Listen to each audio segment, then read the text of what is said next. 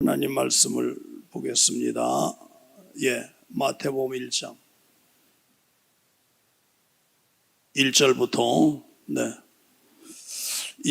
17절까지 이전서 한번 읽어볼래? 아브라함과 다윗의 자손 예수 그리스도의 세계라. 아브라함이 이삭을 낳고 이삭은 야곱을 낳고 야곱은 유다와 그의 형제를 낳고 유다는 다말에게서 베레스와 세라를 낳고 베레스는 헤스론을 낳고 헤스론은 람을 낳고 람은 아미나답을 낳고 아미나답은 나손을 낳고 나손은 살몬을 낳고 살몬은 라합에게서 보아스를 낳고 보아스는 룻에게서 오벳을 낳고 오벳은 이새를 낳고 이새는 다윗 왕을 낳으니라.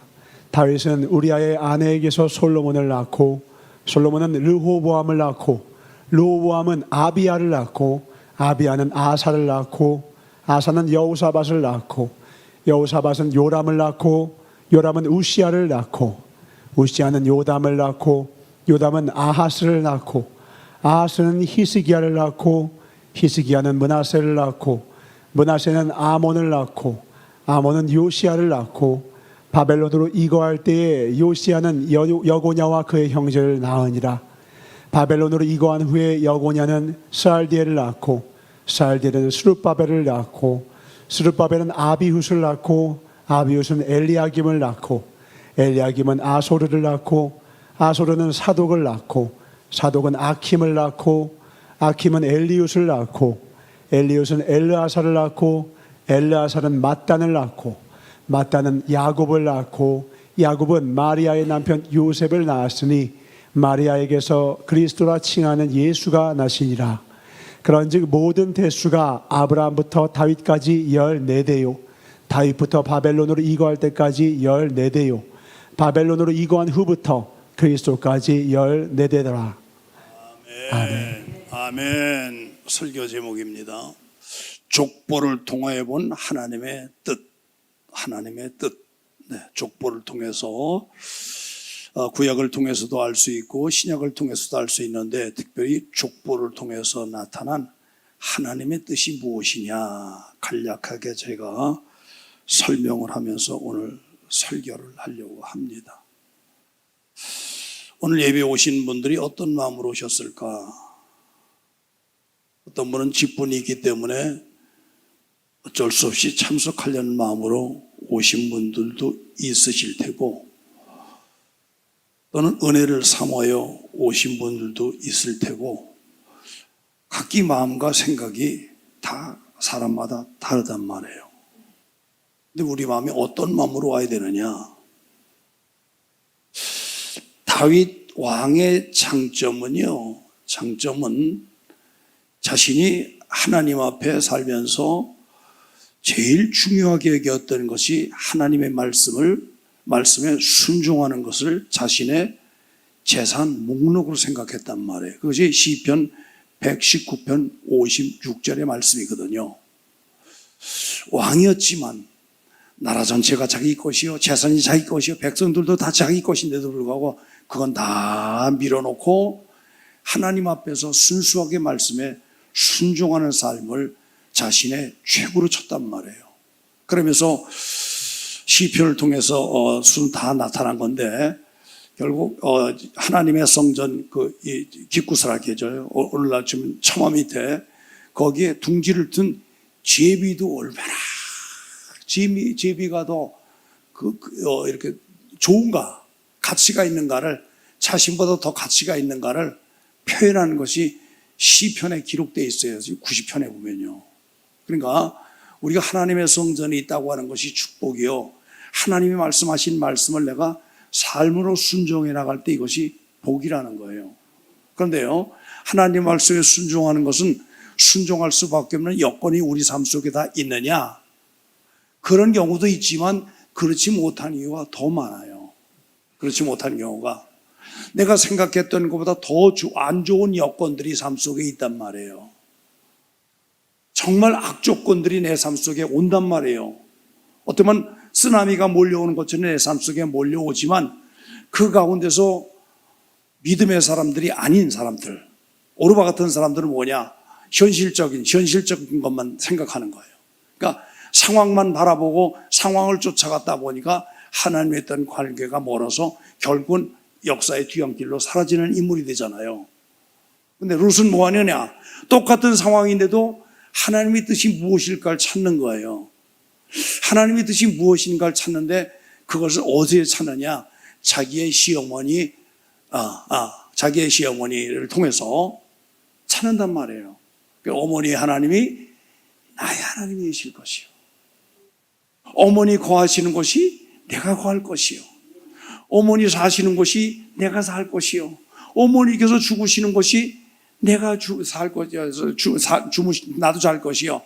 어머니가 마지막 묻히는 곳에 나도 거기 묻히리이다. 이렇게 고백하니까 며느리가 날 따라오려는 생각을 다 버렸고 아주 철저하게 가졌구나. 그 결심함을 보고 그때부터 돌아가라는 말을 이렇게 거둬들이고 그를 데리고 갔다고 그러잖아요. 그러니까 롤 모델을 어디서 찾아가느냐? 하나님의 말씀에 순종하는 자를 보고 가는 거예요. 그러니까 우리 살면서 그래서 어쩌면 우리 믿음의 사람들이 굉장히 중요합니다. 제가 지난 금요일에 설교할 때 처음 온 교회에 처음 오는 분들이 누구를 본다 그랬어요?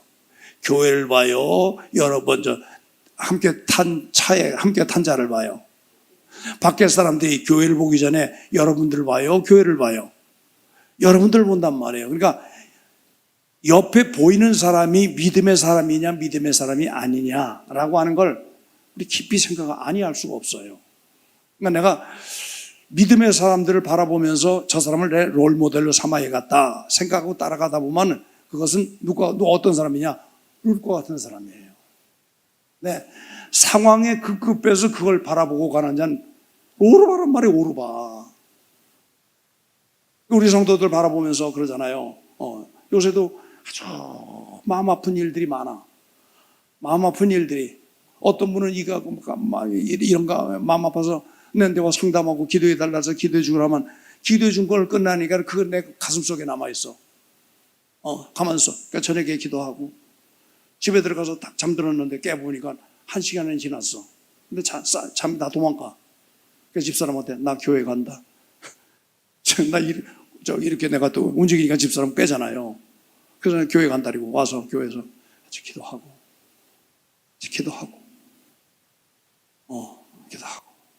그러다 피곤해서 누워서 자려고. 근데 홍전사가 6시 반에 나와서 홍전사 미안하지만 여기서 기도하지 말고 4층 올라가서 해. 내가 몹시 고나단 말이에요. 그러니까 4층으로 조용히 또 올라가요. 들어오다가 조용히 올라가요. 그러고 기도하다가 잠들었어요.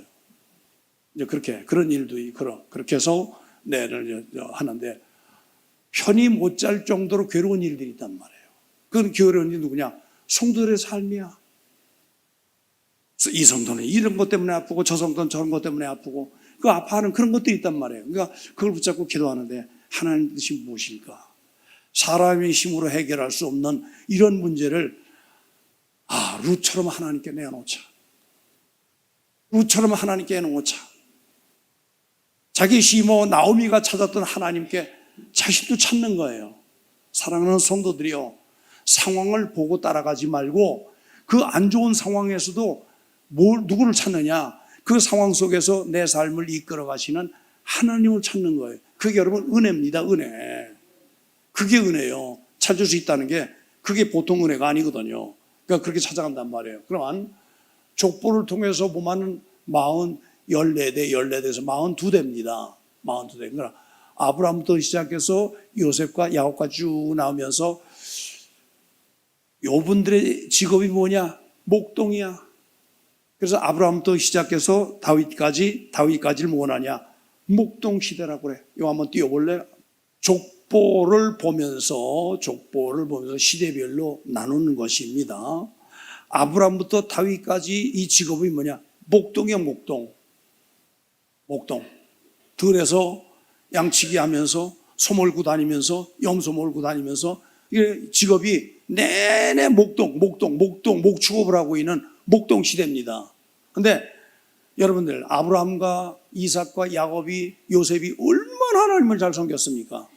너무너무 하나님 잘 섬기잖아요. 그러니까 하나님이 너무너무 잘 섬기니까 다윗부터 시작해 가서 하나님이 뭘 옮기셨어요? 왕이 되게 하셨어.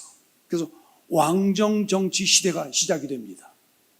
왕정치. 이때는 왕이 누구였어요? 사울이었어요. 사울왕. 근데 사울왕을 폐하시고 전혀 관계없는 사울을 앉혀놓고 대대로 또 왕정 정치를 하게 하셔. 근데 왕정 정치가 시작해서 하지만 다윗도 너무 잘했어요. 근데 그 아들 솔로몬은 좀 못했어요. 점점점도 못해. 그러니까 하나님이 참으시다가 바벨론 포로로 갖다 몰아버리잖아요. 바벨론 포로로 몰아버리잖아요. 그래서 바벨론 포로로 간 것이 바벨론부터 시작해서 예수님까지 이때 삶은 너무너무 상황들이 암울해. 예. 포로 생활하고, 네. 예.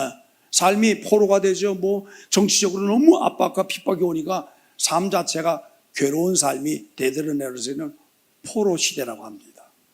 목동 시대에서 하나님 잘 섬기니까 왕정 정치 시대로 가고, 왕정 정치에서 너무 타락을 하고 말씀에 벗어나니까 다시 포로 시대로 넘어가서 더 나쁜 관계로 내려가 예수님이 오셨을 때 로마에 압제당하고 있던 그런 상태가 아닙니까? 그렇잖아요. 이걸 우리가 여기서 본단 말이에요. 그러니까 이렇게 나누지만 상황별로 또 보면은 하나님 잘 섬기니까, 어떤 상황에도 하나님 잘 섬기니까 하나님이 높이시고, 하나님 높이셨는데 그만 타락하고, 타락에 뭐 특별히 탈락한 것보다 마음이 하나님에서 떠나는 것이 타락이란 말이에요. 그러니까 타락하니까 하나님이 그 자들을 붙잡아서 다시 내리되 처음보다 더 낮게 내리셔서 아주 포로로 몰아넣는 이런 경우, 이거를 우리 족보를 통해 본단 말이에요.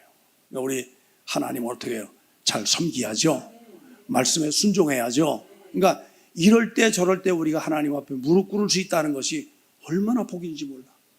얼마나 복인지. 여러분, 일이 있을 때도 하나님 앞에 고하고 하나님께 여쭙고, 일이 없을 때도 하나님께 여쭙고 기도하고 이렇게 나가는 거, 이것이 얼마나 큰 복이냐라고 하는 걸 여기서 찾을 수 있는 겁니다. 그래서 보십시다. 아브라함부터 이스라엘 역사 인물들을 통하여 언약을 약속하셨고, 예수님이 오셔서 약속하신 그것을 성취하신 것이다. 그래서 예수님께서 오셔서 오실 수밖에 없었던 점을 기억해야 한다. 하나님은 결국 누굴 보내시냐? 창세기부터 시작해서 창세기 3장에서 약속하시고 하셨던 약속하셨던 그리스도 메시아 예수께서 오실 수밖에 없었던 구약의 모든 역사는 예수님이 오신다라고 하는, 오실 수밖에 없는 사건들을 쭉 기록당해 놓은 거예요. 그리고 신약에 와서 예수님이 딱 등장하시잖아요. 이 모든 것을 코디가 누가 하셨느냐, 계획은 누가 하셨느냐? 하나님이 하신 거예요. 우리가 이걸 기억해야 돼. 그래서 구약은 약속, 언약이고, 그 언약을 약속하신 그것을 신약에 와서 예수께서 오심으로 말미암아 성취한 것이다 라고, 이것을 우리가 기억해야 합니다. 그 다음에 두 번째입니다. 두 번째 올라가서 이스라엘 민족의 자부심이 어떤 것이냐. 이스라엘 민족적 자부심의 두 가지가 있습니다. 내가 설교할 때마다 아주 많이 강조한 내용인데, 이스라엘 백성들, 이스라엘 사람들의 두 가지 장점이 있다 그랬어요. 뭡니까? 첫 번째, 혈통의 순수성. 두 번째는 뭐냐? 신앙의 정통성. 이겁니다. 혈통의 순수성.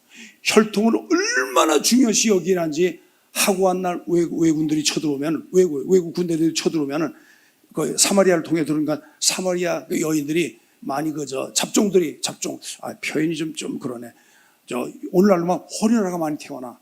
피가 혼탁해졌단 말이에요. 그 개로 치고 백개로, 이스라엘 정통 유대인들은 그만큼 혈통의 수성을 너무 강조해서 이것을 자랑해서, 자랑하고 순수한 것을 받아들이는 것이 그것도 좋지만, 또 신앙의 정통성, 신앙을 지켜간다는 것이 너무너무 좋지만, 이게 지나치다 보니까 뭐 하느냐? 선택받은 자라는 자부심이 오히려 예수님이 이 땅에 오심을 거부하는 죄를 지어 하나님께서 하시는 모든 일들을 극구 말리는 하나님의 열심을 사람의 이스라엘 백성들, 이스라엘 민족의 열심으로 그걸 몰아내서 결국은 복음이 어디로 가느냐? 이스라엘에서 이방인에게로 넘어가는 그런 일들이 벌어지는데 그 원초점이 어디냐, 시작점이 어디냐, 너무나 큰 자부심이에요. 그러니까 우리가 기억할 것은 살면서 우리 교회 자부심이 어떤 거냐, 기도 많이 한다. 우리 교회 자부심이 뭐냐, 열정적으로 한다. 이거 자부심도 좋지만 이것이 지나치면은 이것이 예수님의 역사하심, 즉 성령의 역사하심을 우리가 비껴나가게 하는 그런 죄를 범할 수가 있고, 하나님의 은혜 속에 있는 그 은혜를 몰아내는 죄를 범할 수 있다는 걸 기억해야 합니다. 모든 범사에 하나님 앞에 무릎 꿇고 그분을 청하고 바라보고 고대하는 거, 이것이 오늘 여러분과 나의 삶이 되어야 한다고 믿으면 박수하세요.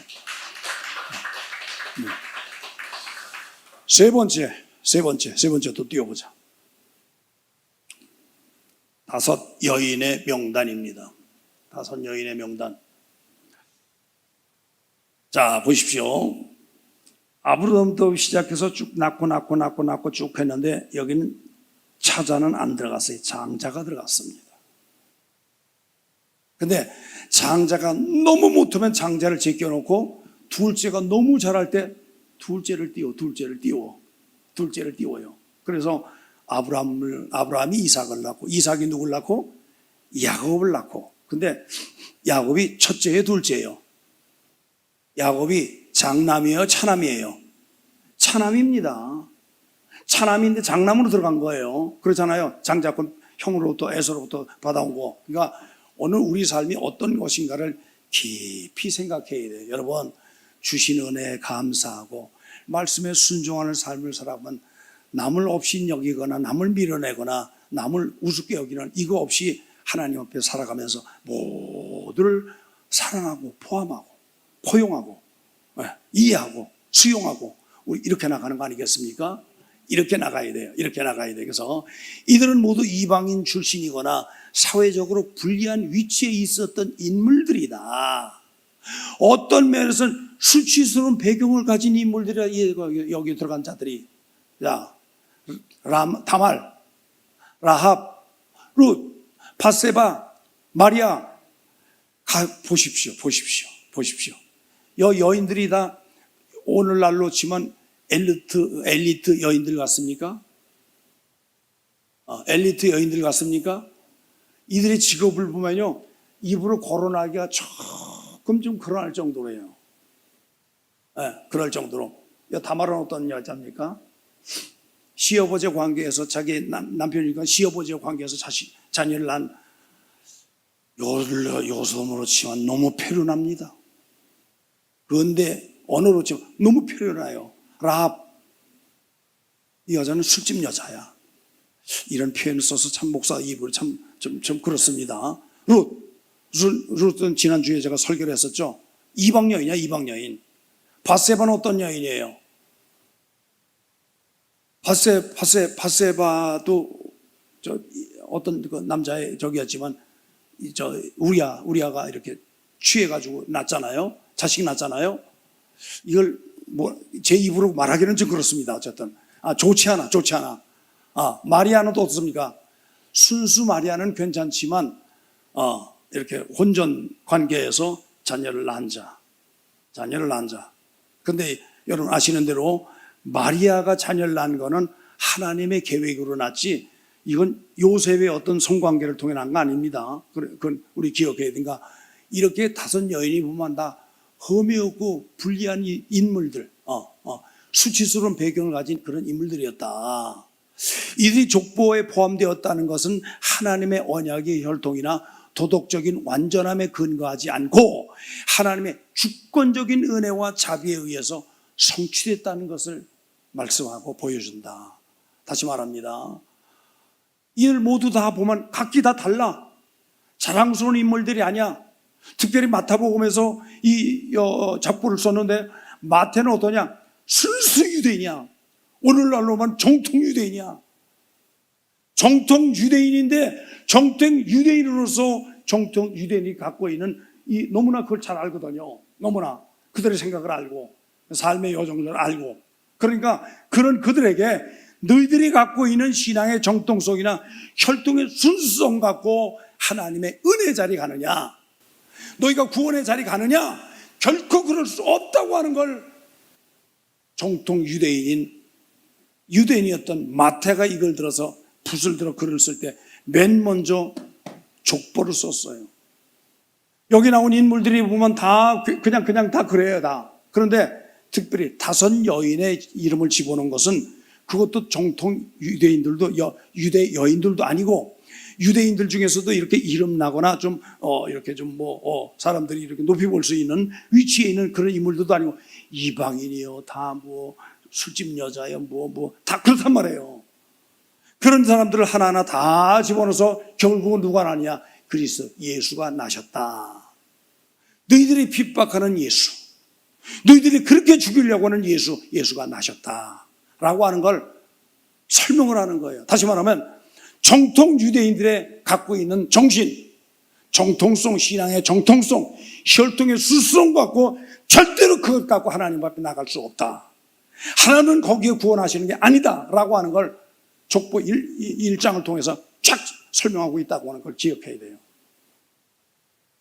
그래서 혈통이나 도덕적인 완전함에 근거하지 않고 하나님의 주권적인 은혜, 그 은혜로 말미암아 되어진다고 하는 걸 설명하는 겁니다. 그러니까 오늘 우리가 다른 사람을 없이 여기거나, 다른 사람을 얕잡아 보거나, 다른 사람을 아래로 보거나, 이거는 절대 하지 않아야 된다는 걸 마태복음을 통해 기억해야 합니다. 여러분, 남을 나보다 높게 여깁시다. 남을 나보다 높게 여겨. 이것이 은혜 받은 자라고 하면 은혜 받은 자의 삶의 자세예요. 은혜 받은 자의 삶의 자세예요. 그전에요, 인천교회에 있을 때요, 인천교회 담임 목사로 있을 때 어떤 성도가 아주 교회에서 그렇게 울어. 왜? 그래서 왜 우냐고 이제 그랬어요. 정집사였는데 정집사 왜 이렇게 우냐고 그랬더니, 목사님, 우리 남편이요 지금 중수급여를 하고 있는데요, 그래서 못된 짓만 다 해. 어때면 골라서 그렇게 하는지 모르겠대. 건설업을 하는데 그거 하고 나서 저녁에 하면 포카, 화토 넘어서 포카를 친다는 거예요. 포카한다는 거예요. 그러면 나하고 나가자. 그래서 어느 지역도 말 안 하겠습니다. 지역에 가서, 그 지역 가서 사무실 2층에 올라갔어요. 그 문 열고 들어가니까 남편이 포카 치다 말고 뭐 하잖아요. 우리 목사님이라고 그러니까 목사님 처음 보니까 또 좀 멋쩍잖아요. 그래서 그렇게 시작했어요. 그렇게 시작됐는데, 나중에 그렇게 자기를 가슴 아프게 했던 그 남편이 가슴 아프게 할 정도가 아니었어. 남편 때문에 너무너무 날마다 우는 거야. 자식 때문에 울 일은 없는데, 아들, 딸, 자식 때문에 울 일은 없는데 남편 때문에 너무 우는 거야. 근데 하나님이 은혜 베푸시니까, 은혜 주시니까요, 남편이 달라져 집사 직분 받고, 안수 집사 받고, 장로 직분 받더니 교회에서 일을 하기 시작하는데 아내는 저리 가라 할 정도로 또 뛰더라고.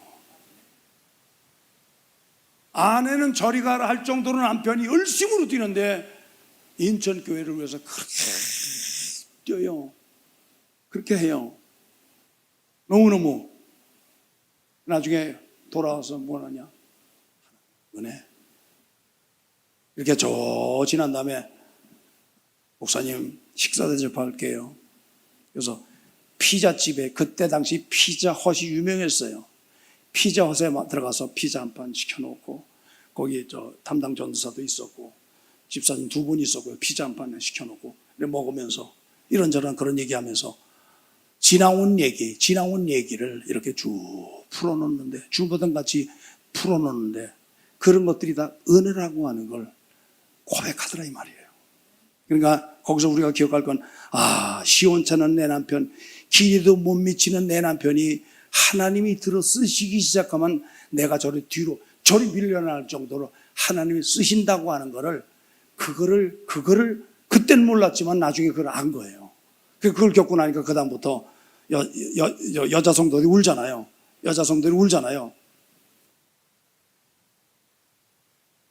남편의 실상을 그려. 그리고 기도하자. 그랬어요. 그렇게 해서 남편을 그려놓고 남편을 놓고 기도하는데 어떤 여인이 기도했어요. 그 남편이 어떤 직업을 갖고 있는데 같이 들어갔어. 같이 저녁에 같이 들어갔어요. 그냥 딱 붙잡고 와서 딱 복음을 얘기하면서 이래서 믿을 거냐 안 믿을 거냐, 그냥 안 믿을 거냐 쌍칼, 믿을 거냐 안 믿을 거냐 쌍칼. 가지고 그 이후로 두 손 들고 나와서 인천교회 장로로에서 참 아름답게 하나님을 섬겨. 이런 데는 박수 한번 하셔야 하는데, 제가 이름을 하나하나 거론하지 않는 건요, 혹시나 해가 될까봐 그런 거예요. 정말 너무너무 하나 다 기억하죠. 인천교회에서 있었던 거 하나는 다 기억하고 말고요. 네, 기억하고 말고요. 네, 여러분, 그래서 시간 지나고 나서 보니까 뭐 하느냐, 내가 내된 것은 내 노력으로 된 거 하나도 없다. 오르바처럼 아무리 기고 놀고 해도 하나님의 뜻과 거리 먼 데서 헛수고만 하고 있는 거야. 하나님의 뜻을 알고 그 은혜를 알고 하면 여러분, 은혜 속에 가다 보면 쫙 룻과 같이 달려갈 수 있다는 거, 이게 복이란 말. 그걸 미리 깨닫고 신앙생활 한다는 건 진짜 복이란 말이에요. 우리 그렇게 갑시다. 그러니까 그려야 돼. 그려놓고 가십시다. 아멘. 그 다음에 네 번째 띄워보자. 성령의 촛대를 옮겨가는 지역. 첫 번째 예루살렘에서 시작했어요. 사도행전 1장 8절에 예루살렘과 유대와 사마리아 땅 끝까지 가서 복음을 전하라, 이렇게 말씀하셨잖아요. 그죠? 말씀하셨잖아요. 첫 번째 예루살렘입니다. 두 번째 어디냐? 유대와 사마리아 하나로 묶은 겁니다, 제가. 세 번째 소아시아와 유럽입니다. 네 번째 미국과 아메리카 대륙입니다. 미국도 받아들이고 남미도 받아들이고, 네, 남미도, 네, 이렇게 받아들이고 미국, 아메리카 대륙을 이렇게 함께 복음을 전했죠. 거기가 되고 나니까 그 다음에 어디냐? 다섯 번째, 위대한 나라 대한민국이란 말이에요. 대한민국. 자, 여기까지는 기분 좋아. 왜? 보십시오. 제가 제목을 성령의 촛대라고 그랬습니다. 성령의 역사가 지나가는 길목이에요. 성령의 역사가 지나가는 나라예요. 성령의 역사가 지나가는 지역이에요. 근데 성령이 한참 역사하실 때는 정치적으로도 괜찮았고요, 경제적으로도 괜찮았고요, 막 부강했어요. 근데 성령이 떠나가고 나니까, 지나가고 나니까 황폐한 나라가 돼요. 황폐한 나라가. 여러분 잘 아시는 유럽에 가서 보면은 한참 때 지었던 교회들이 유적처럼 만들어 놨는데 앞에만 있고 뒤에 가면 다 잘라서 팔아서 다 팔아가지고 술집들이 들어왔다는 거예요.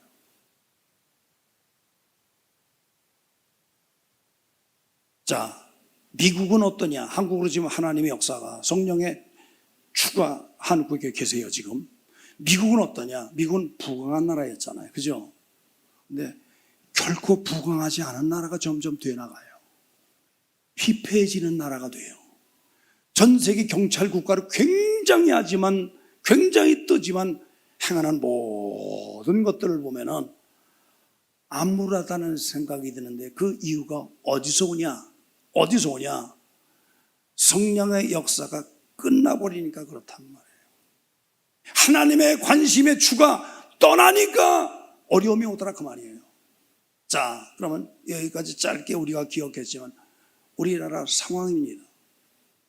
우리나라 상황도 너무너무 안 좋아. 너무너무 안 좋아. 내가 정치적인 발언은 안 하지만 너무너무 최악이야. 진짜 최악도 이런 최악이 없어. 지금 근데 한참 역사하시는 성령의 추가 어디로 가시느냐? 중국으로 넘어가려고. 1년 사이에 내가 들었던 소식들 보면 중동 지역에 10배, 20배 교회가 일어난다는 거예요. 이란이 교회가 일어나는데 너무너무 일어나. 이란이. 파키스탄이 기독교가 막 일어나. 그러니까 중동 지역에 전부 다 잡고 있는 게 이슬람 아니에요. 이슬람을 붙잡고 있던 이런 그 종교 지도자들이 자기들 배만 불리고 있지 일반 백성들 너무너무 억압을 하니까 백성들이 이제 여기서 희망이 없다. 다른 나라 가만히 보니까 그 일어났던 그 모든 것들이 어디야? 기독교 역사라고 하는 걸 눈이 뜨기 시작한, 눈이 뜬 거예요. 그래서 이슬람을 물리치고 기독교를 받아들이는데 20배, 30배가 일어나고 있다는 사실입니다. 어마어마한 겁니다. 이 어마어마한 사실들이 중동 지역에서 일어나고 있는데, 여러분, 중국은 지금 우리나라 믿는 자 수가 1,000만 명이 넘는다고 하잖아요. 근데 중국은 어느냐? 1억 명이 넘어요. 우리나라 10배가 넘습니다. 10배. 공산 치하에 있는데도 불구하고 10배가 넘는 그 기독교인들이 지금 길을 피고 있지는 못하지만 10배가 넘는 사람들이 하나님을 섬기고, 그들의 그 뜨거움은 말도 못해. 우리 70년대, 80년대 사모했던 그런 뜨거움과 같이 똑같이 그런단 말이에요. 자, 미국 역사 하나만 딱 얘기할게요. 미국에 감리교회가 있습니다. 감리교회가 있는데 감리교회에서 일어나는 거, 이건 제가 주일날 말씀드리려고 하는데 오늘 여기서 잠깐 말씀드릴게요. 성소수자, 차별금지법을 통과시킨 나라가 어디냐? 미국이에요. 미국 강단에서 예수 이외에는 구원자가 없다라고 하는 걸 마음대로 못해. 이슬람교 사람들이 왔다, 지나가다 들었다, 그걸 신고하면은 법정에 불려가야 돼. 그런 것들이 이런 것들로 말미암아 되어지는데, 그런 걸로 인해서 미국의 감리교회가 둘로 나눠지는데, 여러분, 동성연애자를 합법화시킬 거인가 아닌가 하는 문제. 합법화시키자는 쪽에서는 남자끼리 목사님이야, 부부인데 목사님이야, 여자끼리 또 목사님이야, 이런 자를 강단에 서서 그들이 설교를 하면 진리를 진리대로 말할까요? 자기들 쪽에 해석하고 말한단 말이에요. 그러니까 이거 반대하는 쪽과 찬성하는 쪽으로 둘로 나눠져서 미국의 감리교회가 둘로 쪼개졌다는 하는 소식을 최근에 제가 들었습니다. 최근에 들었어요. 그러면 이런 사실들을 나는 우리나라 미래를 보는 거예요. 여러분, 작년에 우리 차별금지법, 그 다음에 성소수자 이 문제 하지 않도록 기도했잖아요. 이거 민주당에서 밀어붙이고 있거든요. 이건 막아야 돼요. 철저하게 막아야 합니다. 이거 하지 않으면요, 미국처럼, 그 다음에 호주처럼, 뉴질랜드처럼 다른 나라들은 다 그렇게 되는 거예요. 다 그렇게 돼요. 그래서 저는 교회 위기라고 봅니다. 교회 위기. 여기서 제 얘기를 좀 하려고 합니다. 여기서, 이 부분에서. 교회 위기가 한국교회 전체 위기예요. 교회들의 젊은이가 떠나 60대, 70대, 80대 노인네 할머니, 할아버지들만 앉아있어. 교회들 예배드리는 사이트에 들어가서 보면 다 노인네만 보여. 젊은이가 별로 없어. 교회 사이트 들어가면 다들 거기가 그래. 작은 교회들은 아예 방송 송출 안 하니까 아예 안 보고, 문 닫고, 위기가 오니까 문 닫고, 재정적인 위기, 이건 다 위기 아니에요. 진짜 위기는 어디서 그러냐? 동성연애나 이런 것들을 합법화시킬 때 오는 교회 위기가 올 때 젊은이들이 현재 교회에서 떠나거든요. 그래서 전 우리 교회를 보는 거예요. 한참 오래전부터 전 위기감을 갖고 있었어요. 위기감. 이대로 가면 안 되는데. 예를 들어서 5년 후에 우리 교회가 어떻게 될 것인가? 10년 후에 우리 교회가 어떻게 될 것인가?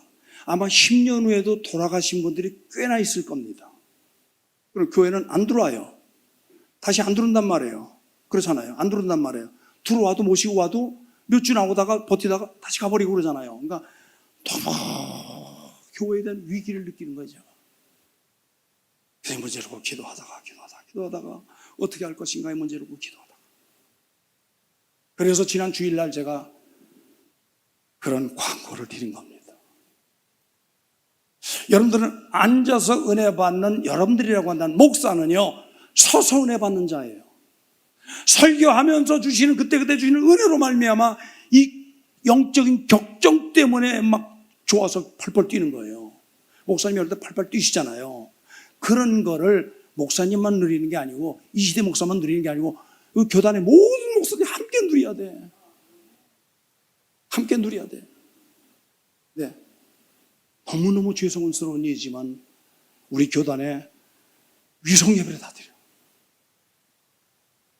위성 예배. 아주 이제 합법화, 아주 합법화 시킨 건 아니지만 무언의 합법화처럼 그렇게 되어버렸어요. 그래서 강단에 쓴다고 하는 것이 목사님 뜻에 어긋나는 건가? 도의에 어긋나는 건가? 생각이 들 정도로 합법화되어 있거든요, 그렇게. 그러니까 목사들 대부분 다 만나서 얘기해보면요, 다 쳐져 있어요, 다. 쳐져 있어. 영적 힘을 잃어버려. 뭐 하느냐? 주일날 성도 태우고 나르고 가는 운전사예요, 운전사. 이 말이 너무 가슴 아픈 이야기 아닙니까? 이게 현재 우리 교회가 나가고 있는 모습이에요. 다른 교회 볼 것 같아요, 우리 교회가. 그럼 이렇게 5년 지나고 10년 지나면 우리 교회가 어떻게 될까요? 건물은 이렇게 있지만 남는 사람이 얼마나 될까? 돌아가시고 안 돌아가신 분들이 남으면 얼마나 될까? 너무너무 위기가 느껴서 내가 강단에 서야겠다. 여러분, 총회장 목사님 쓰시니까 교단 전체 일어나잖아요. 그렇잖아요. 그것처럼 담임 목사가 일어나야 교회 전체가 다 일어납니다. 내가 일어나 영적으로 기뻐 뛰며 펄펄 뛰어야 성도들이 함께 나올 거 아니겠어요? 그게 안 된다고 한다면 우리 교회 미래는 없는 겁니다. 다른 교회 얘기할 필요가 없어요. 다른 교회 얘기할 필요. 그러면 제가 주일날 강단에 안 쓴 게 1년에 한 번, 우리가 창립기념 예배 때 11월 첫 주에는 쓰지만 1년에 한 번 쓴다고 해서 그게 쓰는 겁니까? 아니야. 제가 강단 떠난 게 9년이에요, 9년. 암 선고 받고 나서부터 강단 떠났고, 그리고 코로나 오면서 주일날 한 번 예배로 체질화를 해서 체질화. 네, 아주 체질화됐어. 그래서 고민스러운 거예요.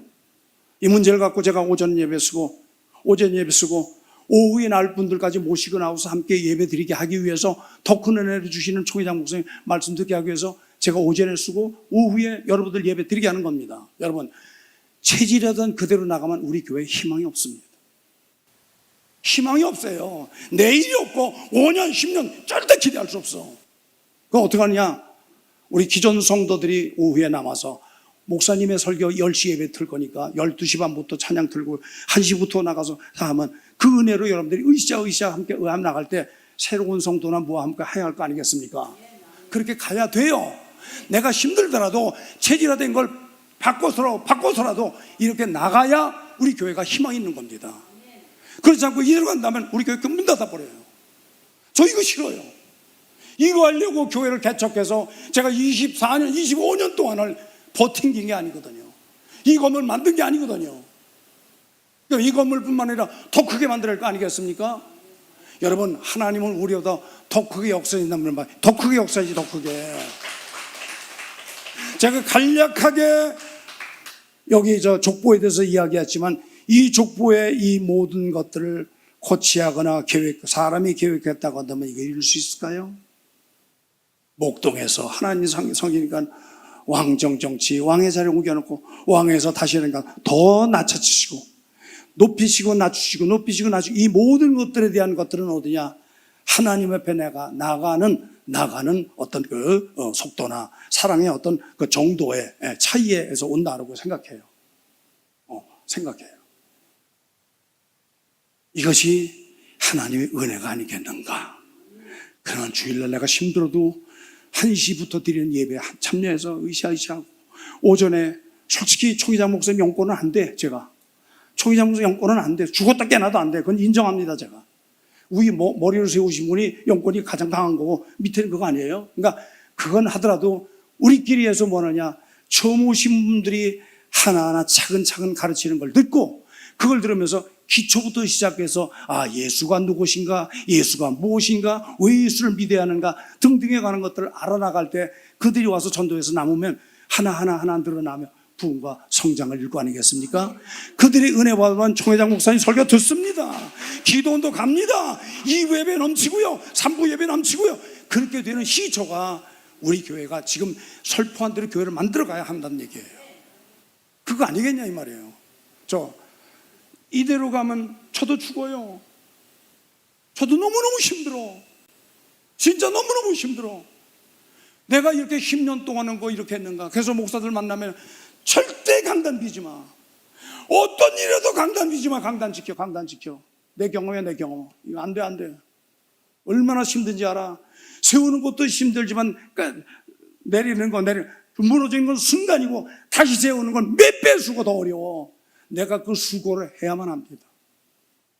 오늘 강단에 쓴 것도 얼마나 마음이 무거운지 아십니까? 얼마나 마음이 무거운지 아세요? 이 무거운 마음을 여러분들이 아신다고 한다면 함께 동참해서 우리 교회 미래를 생각하고, 젊은이들 와서 물론 눌러앉고 젊은이들 중심으로 일어나서 교회 비쳐나가는 노인네들뿐만 아니라 젊은이가 바글바글 그런 교회로 만들어 가야 하지 않겠냐 하는 게 내 생각입니다. 여러분들 생각이 아니겠습니까? 맞지요? 우리 그런 교회 만들어 가십시다. 여러분 꿈만 가지면요 하나님이 다 하신다니까요. 여기까지 우리 교회에 온 것도 하나님의 은혜지만 여기보다 더 크게, 더 멋지게 상상할 수 없는 길로 인도하는 것, 그 누구시냐? 하나님이 하시는 거예요. 우리가 하는 거 아니에요. 하나님이 그런 꿈을 갖고 우리가 하니까 하나님과 보조를 맞춰 나가면 족보에 나타나 하나님의 역사가 우리 삶을 통해서도 나타날 때 아니겠느냐 하는 거예요. 그렇게 만들어 가십시다. 그렇게 만들어 가자.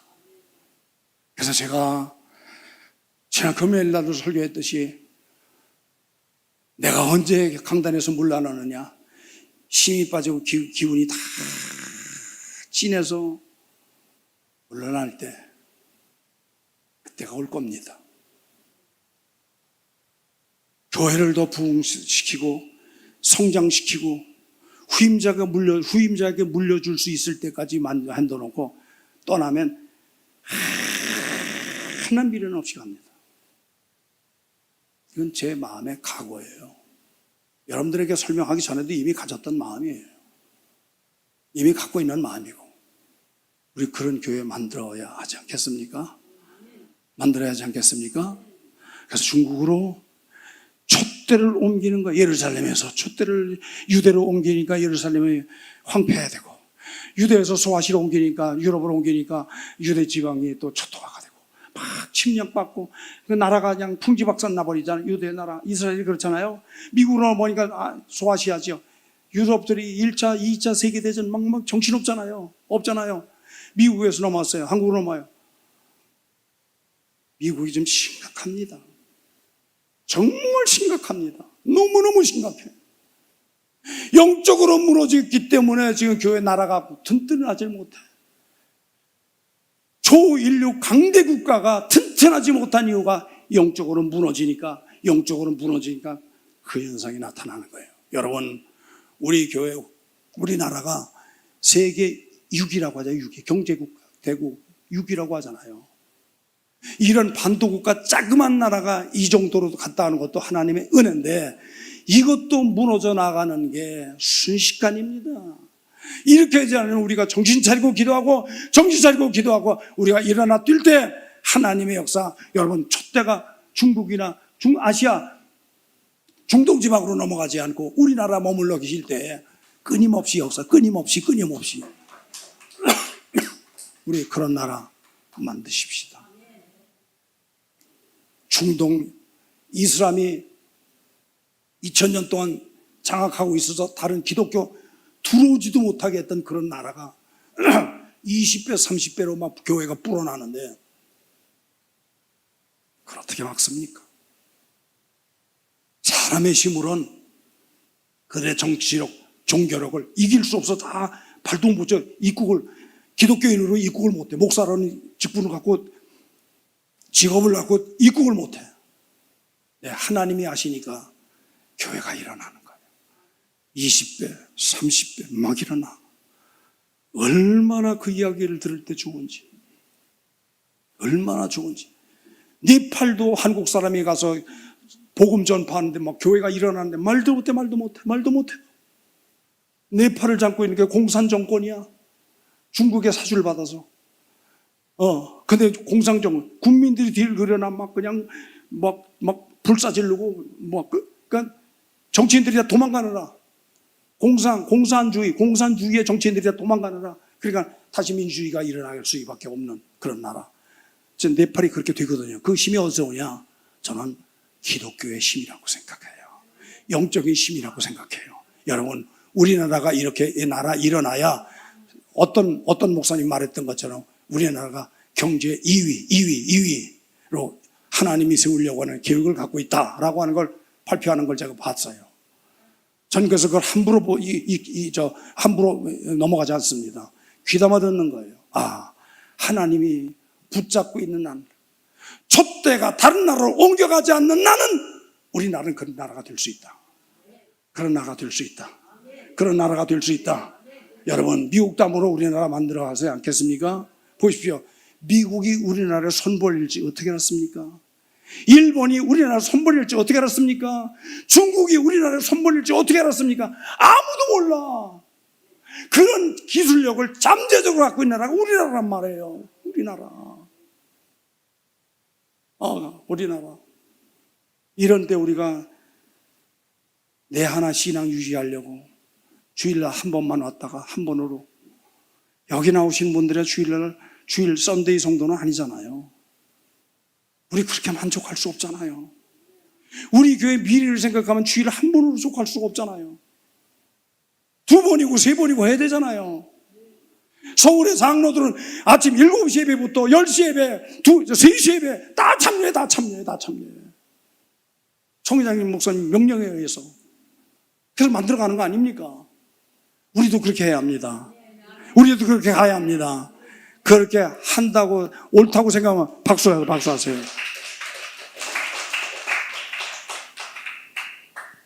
이게 교회의 위기입니다. 위기라고 말해서 대단히 죄송합니다. 부정적인 말을 해서. 상황을 설명하는 거예요. 이 상황 속에서 우리가 할 일은,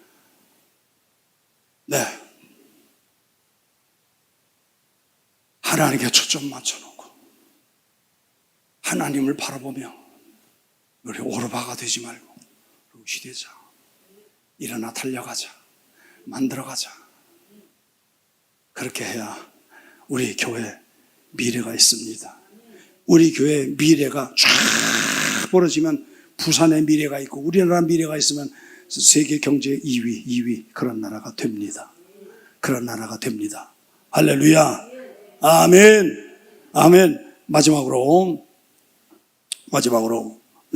이거 보세요. 오케이. 이 말씀입니다. 이거 한 번씩 읽고요. 복음의 계주 순서, 요한복음 3장 16절, 여기도 띄워줘봐. 자, 요한복음 3장 16절, 예수님입니다. 예수님. 시작. 하나님이 세상을 이처럼 사랑하사 독생자를 주셨으니 이는 저를 믿는 자마다 멸망치 않고 영생을 얻게 하려 하심이라. 예수님만 믿으면 답니다. 전부입니다. 그 다음에 마태복음 10장 1절 말씀, 마태복음 10장 1절 말씀, 시작. 예수께서 그 12제자를 부르사 더러운 귀신을 쫓아내며 모든 병과 모든 악한 것을 고치는 약한 것을 권능을 주시니라. 아멘. 자, 요한복음 1장 12절 시작. 영접하는 자 곧 그 이름 믿는 자들에게는 하나님의 자녀가 되시는. 여러분, 예수님을 영접했잖아요. 권세를 받았잖아요. 여러분 모두 가진 거예요. 하나님의 자녀가 되었단 말이에요. 그 권세를 받았단 말이에요. 다 받으셨죠? 그 성령 받으신 거 아니겠습니까? 자, 그런 자가, 자, 마가복음 16장 17절 시작. 믿는 자들에게는 이런 표적이 따르리니 곧 저희가 내 이름으로 귀신을 쫓아내며 새 방언을 말하며. 아멘. 아멘. 우리 이 역사를 이루시다. 우리 이 역사를 이뤄야 돼. 그래야 소망이 있어. 자, 마지막 이미지. 자, 보십시다. 복 좋아하시죠? 복 좋아하시죠? 복의 원천이 하나님께 있습니다. 하나님의 은혜 속에 예수님이 오실 수밖에 없었다고 하는 것을 오시는 루트를 말씀하신 게 마태복음 1장입니다. 아브라함도 중요하지만 다윗도 중요하지만 그 다음에 예수께 와야 완성과 성취가 되는 겁니다. 예수님만 계시면 성취가 돼. 그래서 구약과 달리 마태복음이 너무너무 중요한 겁니다. 자, 시작. 우리 인생은 예수님께서 계시면 전부 있는 것이고 예수님께서 안 계시면 전부 없는 것이다. 예수님 계시면 우리 전부 가졌습니다. 내가 전부 소유했어도 예수님 안 계시면 도나무 타버립니다. 아멘. 아멘. 아멘. 자, 역대상 4장 10절 요거 같이 읽고 마치겠습니다.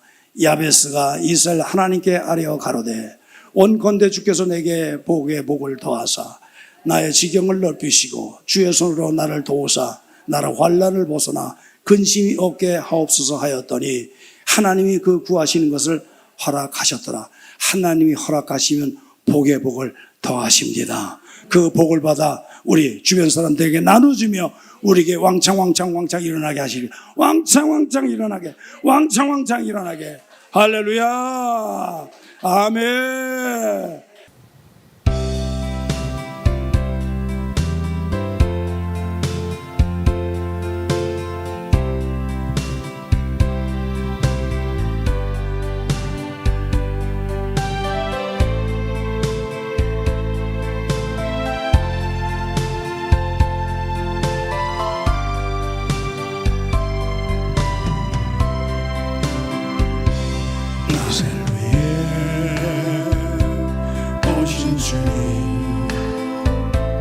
나의 죄를 위하여서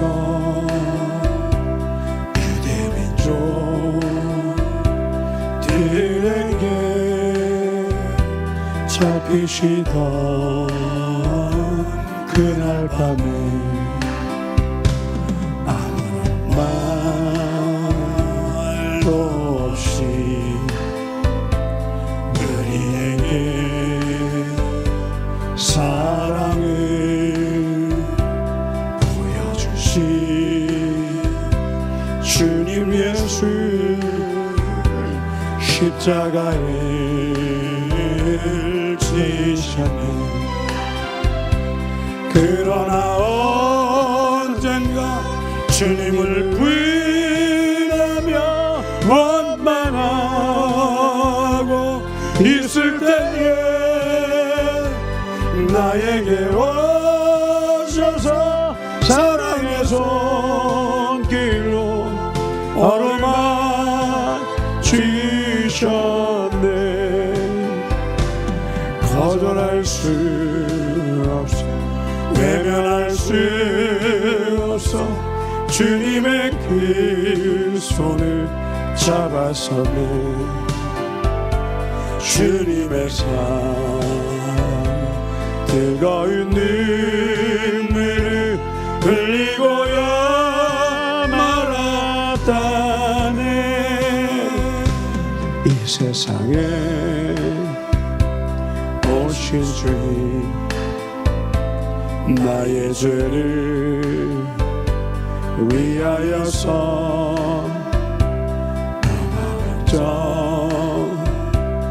장박하네 찔리시던 그날 오후 아무런 말도 없이 우리에게 사랑하는 약속하신 주님 예수 십자가에 못 박혔네. 그러나 언젠가 주님을 부인하며 원망하고 있을 때에 나에게 오셔서 사랑의 손길로 얼을 맞추셨네. 거절할 수 없어, 외면할 수 없어. 주님의 그 손을 잡았었네. 주님의 사랑에 뜨거운 눈물을 흘리고야 말았다네.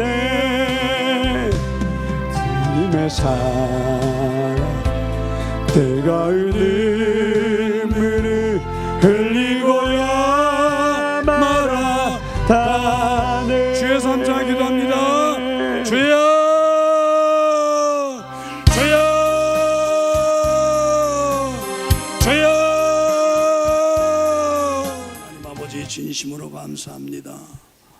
오늘 예배 하나님이 말씀 주신 거 총과 성도들 심령 속에 잘 박힌 못이 되어서 이 은혜를 나 혼자만 간직하다가 사장시키지 말고 주변에 나눠주면서 함께 나눠서 함께 공감하며 함께 나눠 수많은 사람들이 함께 모여 함께 예배드리고 불같이 일어나 하나님의 촛대가 다른 나라로 옮겨가는 일이 절대로 없도록 인도하여 주시옵소서.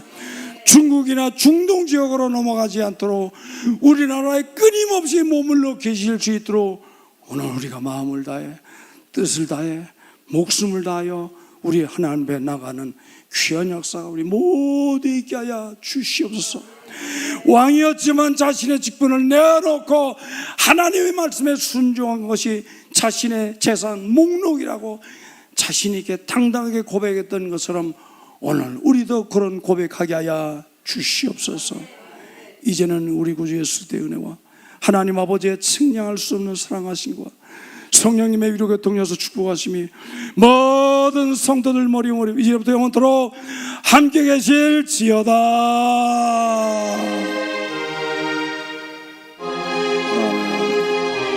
아멘, 아멘, 아멘.